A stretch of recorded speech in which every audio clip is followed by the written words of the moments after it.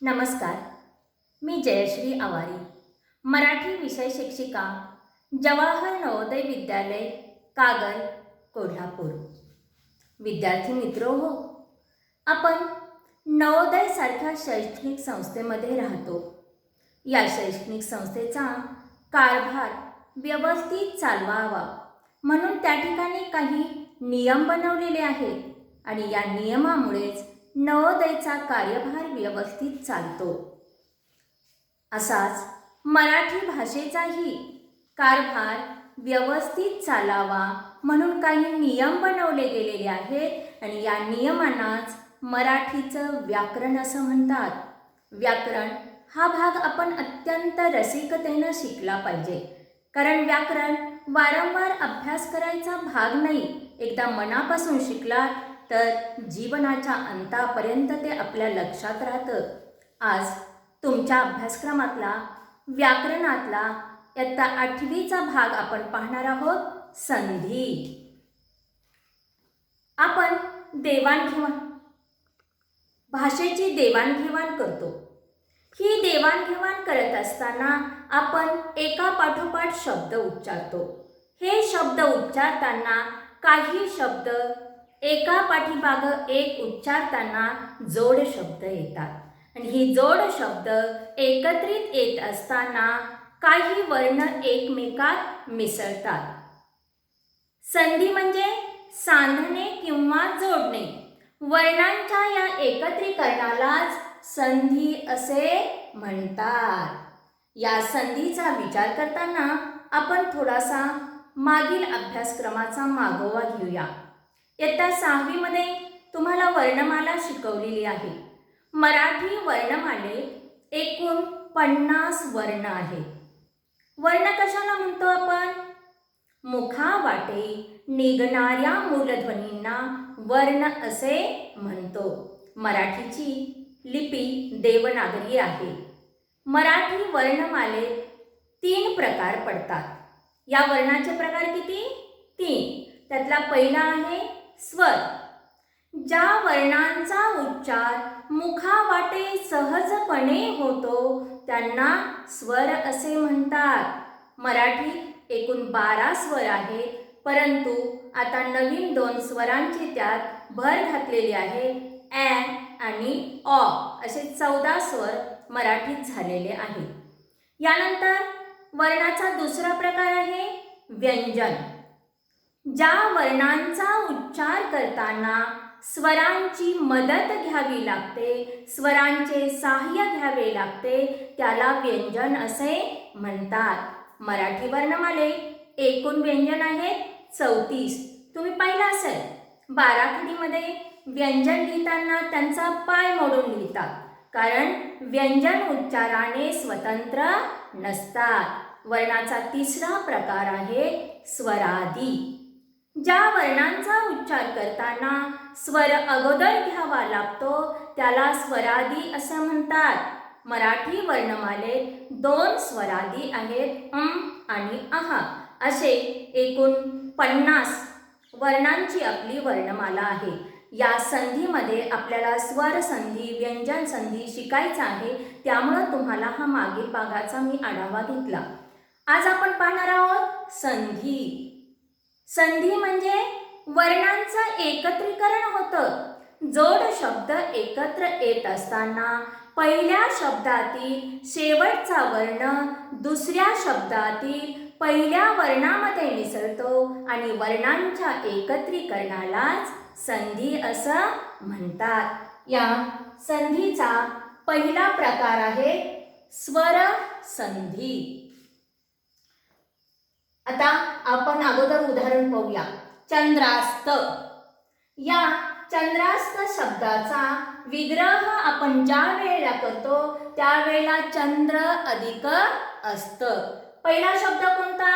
चंद्र. दुसरा शब्द कोणता? अस्त. चंद्र या शब्दातील शेवटचा वर्ण आहे अ. अस्त या शब्दातील पहिला वर्ण आहे अ. अ अधिक अ बरोबर काय झाला? चंद्रा. त्याचा काय झाला आ. म्हणजे पहिल्या शब्दातील शेवटचा स्वर दुसऱ्या शब्दातील पहिल्या स्वरामध्ये मिसळला आणि त्यापासून जो संधी तयार झाला त्याला आपण काय म्हणलं, स्वर संधी. लक्षात घ्या, स्वर संधीमध्ये एका पाठोपाठ एक येणारे दोन स्वर एकत्र होण्याच्या क्रियेला स्वरसंधी म्हणतात. पहिल्या शब्दातील शेवटचा स्वर दुसऱ्या शब्दातील पहिल्या स्वरामध्ये मिसळतो, या स्वरांच्या एकत्रीकरणाला स्वरसंधी असं म्हणतात. पहिल्या शब्दातील शेवटचा स्वर अधिक दुसऱ्या शब्दातील पहिला स्वर बरोबर स्वरसंधी. यानंतर संधीचा दुसरा प्रकार आपण पाहूया, व्यंजन संधी. आता स्वराचा विचार केला, आता कुणाचा विचार करायचा आपल्याला, व्यंजनाचा. पुन्हा उदाहरण पाहूया, चिदानंद. चिदानंद हा जोड शब्द आहे. चित अधिक आनंद हे दोन शब्द त्या ठिकाणी एकत्रित आलेले आहेत. चिदानंद या शब्दाचा विग्रह होताना चित्त अधिक आनंद.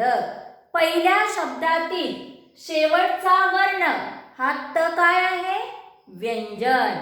हे त हे व्यंजन दुसऱ्या शब्दातील आ, आनंद या शब्दातील आ या स्वरात मिसळलेला आहे, त्यामुळे व्यंजन अधिक स्वर बरोबर व्यंजन संधी झालेला आहे.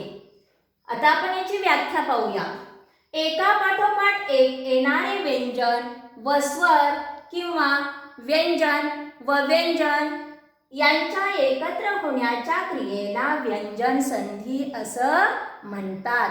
व्यंजन संधीमध्ये काय होतं, पहिल्या शब्दातील शेवटचं व्यंजन दुसऱ्या शब्दातील पहिल्या स्वरामध्ये किंवा व्यंजनामध्ये मिसळतं आणि त्यापासून जो संधी तयार होतो त्याला व्यंजन संधी असं म्हणतात. त्यानंतर संधीचा तिसरा प्रकार आहे विसर्ग संधी. इथं काय होतं, पहिल्या शब्दातील जोड शब्द तर इथे पण आहे, पण पहिल्या शब्दातील शेवटचा विसर्ग दुसऱ्या शब्दातील पहिल्या स्वर किंवा व्यंजनामध्ये मिसळतो आणि त्यापासून जो संधी तयार होतो त्याला विसर्ग संधी असं म्हणतात. आता उदाहरण पहा, यशोधन. यश अधिक धन. यशाच्या पुढे आलेला हा जो विसर्ग आहे, या विसर्गामध्ये धन या शब्दातील ध हे व्यंजन मिसळलेलं आहे आणि त्यापासून जो संधी तयार झाला त्याला विसर्ग संधी असे म्हटलं. मराठीमध्ये संधीचे अजूनही प्रकार पडले जातात. इयत्ता 8वीच्या अभ्यासक्रमामध्ये तुम्हाला हेही दोन संधी अभ्यासायचे आहेत. त्यातला पूर्वरूप संधी. पूर्व म्हणजे काय, पहिले. आपण पाहिलं स्वरसंधी, व्यंजन संधी, विसर्ग संधी. आता पाहतोय पूर्वरूप संधी. दोन स्वर एकापुढे एक आले असता त्यातील पहिला स्वर न बदलता तो कायम राहतो. पूर्व म्हणजे पहिला आणि दुसरा शब्दातील पहिला स्वर नाहीसा होतो, लोप पावतो, म्हणून याला म्हणायचं पूर्वरूप संधी. आता उदाहरण बघा, काहीसा. काहीसा या शब्दाचा विग्रह ज्या वेळेला आपण करतो, काही अधिक असा. या पहिला जो शब्द आहे या शब्दातील काही हा ई जो आहे तो ई कायम राहिला, परंतु दुसऱ्या शब्दातला अ या स्वराचा लोप पावलेला आहे आणि म्हणून याला पूर्वरूप संधी म्हणायचं. पूर्व म्हणजे काय, अगोदरचं. अगोदरचं रूप कायम राहतं, दुसऱ्या रूपात मात्र बदल होतो. दुसऱ्या शब्दातील पहिला स्वर व्यंजन कुठलाही असू द्या तो वर्ण लोप पावतो, त्याला काय म्हणायचं, पूर्वरूप संधी. यानंतर आपण जाऊया पररूप संधी. आता पूर्व म्हणजे पहिले, पर म्हणजे दुसरे. दुसरा रूप म्हणजे इथं कुणाचा आता त्या ठिकाणी लोप पावत असेल? इथे पहिला वर्ण जो आहे तो लोप पावतो आणि दुसरा कायम राहतो. उदाहरण बघा, करून. करून या जोड शब्दाचा विग्रह करताना कर अधिक ऊन, यातला पहिल्या शब्दातील हा जो स्वर आहे कर हा जो आहे हा तसाच राहिलेला आहे आणि करून मूळ शब्दात उ हा स्वर कायम राहिलेला आहे. पररूप संधीमध्ये जेव्हा दोन स्वर एकापुढे एक आले असता त्यातील पहिला स्वर लोप पावतो आणि दुसरा कायम राहतो, त्याला पररूप संधी असे म्हणतात. विद्यार्थ्यांनो, संधी हा अतिशय सोपा प्रकार आहे. एकंदरीत व्याकरण हेच अतिशय सोपं असतं, फक्त आपला त्याच्याकडे पाहण्याचा दृष्टिकोन बदला. आज आपण पाहिलं संधी. वर्णांच्या एकत्रीकरणाला संधी असं आपण म्हटलं. या संधीतले आज आपण 5 प्रकार पाहिले. पहिला स्वरसंधी. पहिल्या शब्दातील शेवटचा स्वर दुसऱ्या शब्दातील पहिल्या स्वरामध्ये मिसळतो. स्वरांच्या या एकत्रीकरणाला आपण स्वरसंधी असं म्हटलं. दुसरा प्रकार पहिला व्यंजन संधी. पहिल्या शब्दातील शेवटचे व्यंजन दुसऱ्या शब्दातील पहिल्या व्यंजन किंवा स्वरामध्ये मिसळते. या एकत्रीकरणाला व्यंजन संधी असं म्हणतात. तिसरा प्रकार पाहिला आपण विसर्ग संधी. पहिल्या शब्दातील शेवटचा विसर्ग दुसऱ्या शब्दातील स्वर किंवा व्यंजन यांच्यामध्ये मिसळतो आणि त्या एकत्रीकरणाला आपण विसर्ग संधी असं म्हणतो. नंतर पाहिलं आपण पूर्वरूप संधी. एकापुढे एक आलेल्या स्वरामध्ये पहिला स्वर कायम राहतो आणि दुसरा स्वर लोप पावतो, म्हणजे पूर्वरूप कायम राहतं, दुसरा मात्र लोप पावतो, त्याला पूर्वरूप संधी असं म्हटलं. त्यानंतर पररूप संधी. या पररूप संधीमध्ये पहिला स्वर जो आहे, जोड शब्द एकत्रित येताना त्याची आपण विग्रह करतो.